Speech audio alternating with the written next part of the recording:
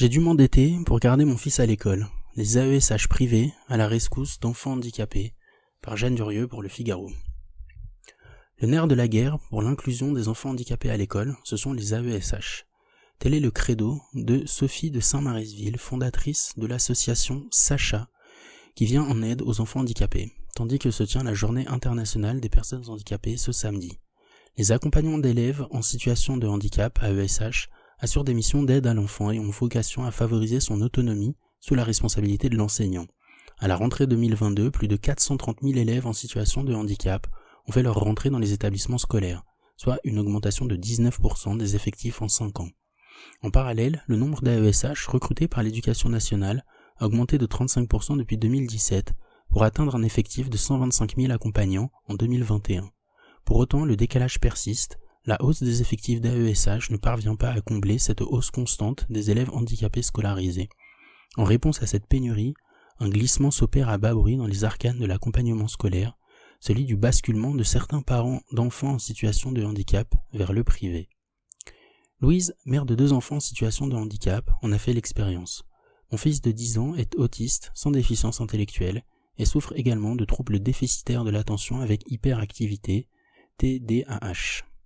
Il a été diagnostiqué à 4 ans, en milieu d'année, et c'était impossible de trouver une AESH publique à cette période-là. En désespoir de cause, elle se tourne alors vers une association qui lui propose les services d'une AESH sous contrat privé. Comme Louise, de nombreux autres parents mettent la main à la poche pour offrir à leur enfant le meilleur accompagnement possible face à un système public engorgé par les demandes.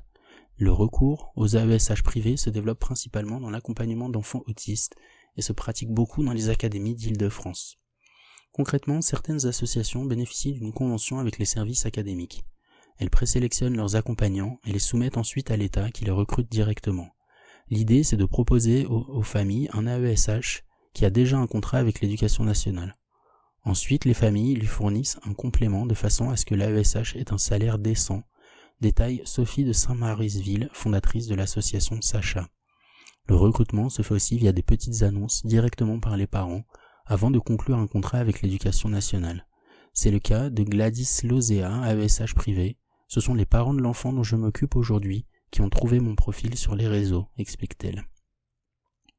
Le processus de recrutement est ainsi différent de celui du système public, où le contact entre les parents et l'AESH est réduit au minimum. L'idée est d'empêcher que les premiers se montrent trop invasifs dans l'accompagnement scolaire proposé à l'enfant par les seconds. Mais les parents concernés estiment qu'il s'agit d'une perte de chance tant pour leurs enfants que pour l'accompagnant. C'est comme si on envoyait des soldats à la guerre avec une pétoire en leur disant de se débrouiller seuls, alors que les parents peuvent fournir un bazooka, se désole Louise, qui a fait également appel à un AESH public pour son autre enfant handicapé. À la différence d'un AESH public, l'AESH privé, en plus des heures effectuées à l'école via un contrat avec le rectorat, suit également l'enfant via un accompagnement scolaire à la maison. Par ailleurs, les AESH privés ne s'occupent que d'un seul enfant pour optimiser son suivi, tandis que les AESH publics s'occupent systématiquement de plusieurs élèves en même temps. Ils déplorent ainsi un encadrement des enfants trop peu approfondi. En outre, les accompagnants privés sont formés au handicap spécifique de l'enfant et encadrés par une psychologue.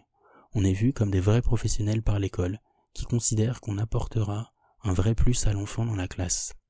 À l'inverse, les formations proposées par l'Éducation nationale pour les AESH publics restent rudimentaires. 60 heures par semaine, proposées trop souvent alors que l'AESH a déjà commencé à suivre des élèves, c'est trop peu, déplore Michel, une AESH publique. Ça me paraît beaucoup, 60 heures par semaine. Je pense que le Figaro sait emmêler les pinceaux de son public reportage. Cette solution du privé, plus coûteuse pour les familles, permet néanmoins à Louise de voir son fils progresser à l'école grâce à un suivi régulier et approfondi. Les enfants autistes agissent par mimétisme.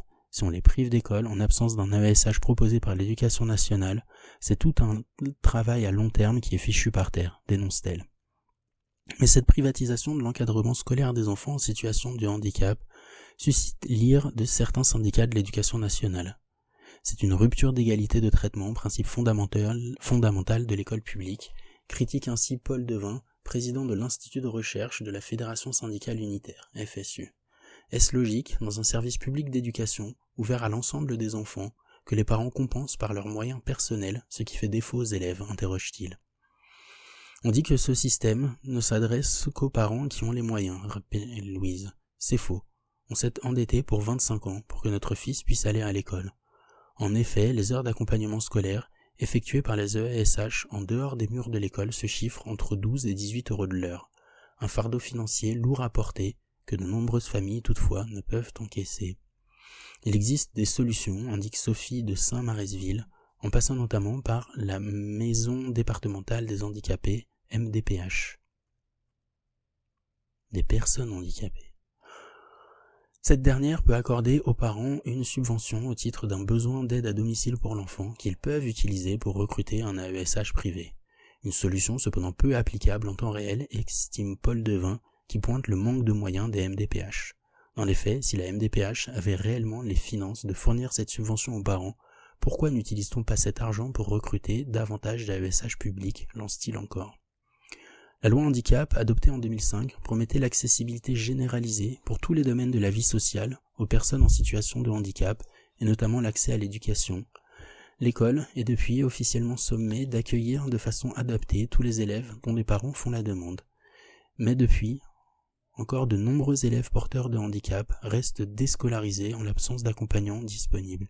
Les AESH privés sont-ils la solution à cette pénurie? Pourtant, elle-même issue du système privé, Gladys considère que cette solution n'est qu'un pansement qui vient couvrir les défaillances d'un système national inefficace et qu'elle ne devrait pas être généralisée.